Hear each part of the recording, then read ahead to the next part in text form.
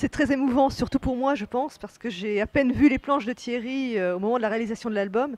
Et là, je les découvre un peu comme tout le monde, comme tous les visiteurs de l'exposition. Donc c'est très touchant de voir enfin Alix en grand format, ça fait tout drôle. Et après, la pression, oui, on l'a toujours quand on sort un bouquin, c'est évident.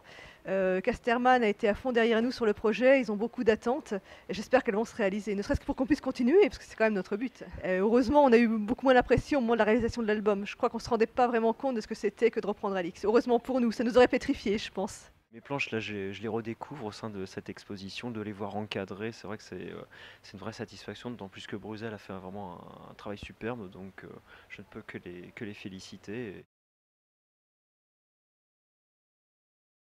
L'idée est née en 2010 en fait, grâce à Renaud Leclerc, qui est un libraire de cette librairie, voilà, que vous connaissez bien, et qui est aussi éditeur chez Casterman.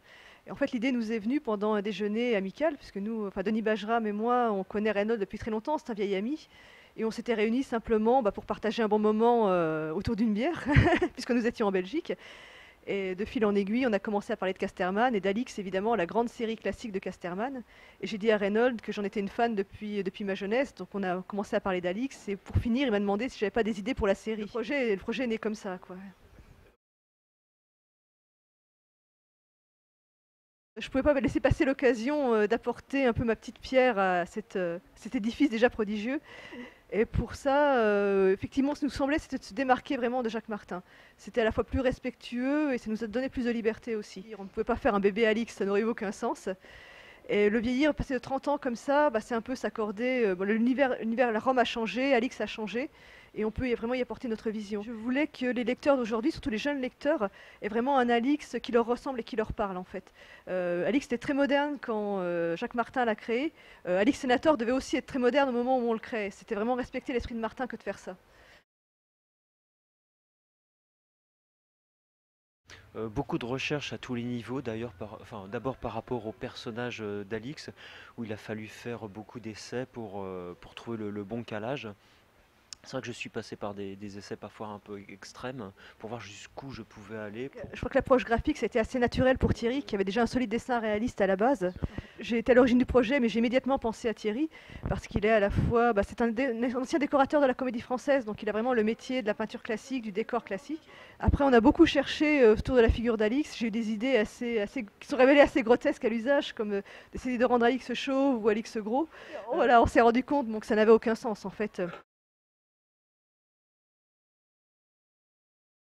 Bon, ce sera toujours la liste de Jacques Martin d'abord, évidemment. Nous ne sommes que des suiveurs dans le domaine. Mais c'est vrai qu'on essaie quand même d'apporter une vision assez personnelle. C'est un peu étrange à dire, mais c'est quand même une BD d'auteur, même si c'est une reprise.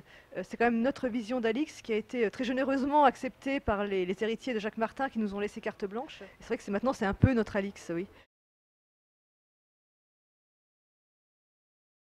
Pour beaucoup de gens, on a l'impression qu'on touche à quelque chose d'intime pour eux, un héros qui les a accompagnés depuis leur adolescence et qui reviennent vers nous en nous disant que ce qu'on a fait est bien. Et ça, c'est très touchant, quoi.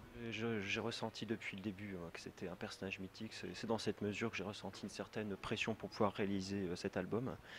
Donc, d'où ces recherches, toutes ces questions. Et puis, on on essaye d'évoluer, on essaye d'aller de l'avant. Et puis, l'album, on le fait, on va jusqu'au bout. Et puis après, on voit. J'aimerais qu'il nous dise qu'il est fier de nous, en quelque sorte. Qu'il a été très surpris par le projet, mais finalement ça lui plaît beaucoup et qu'il est très content que ça existe.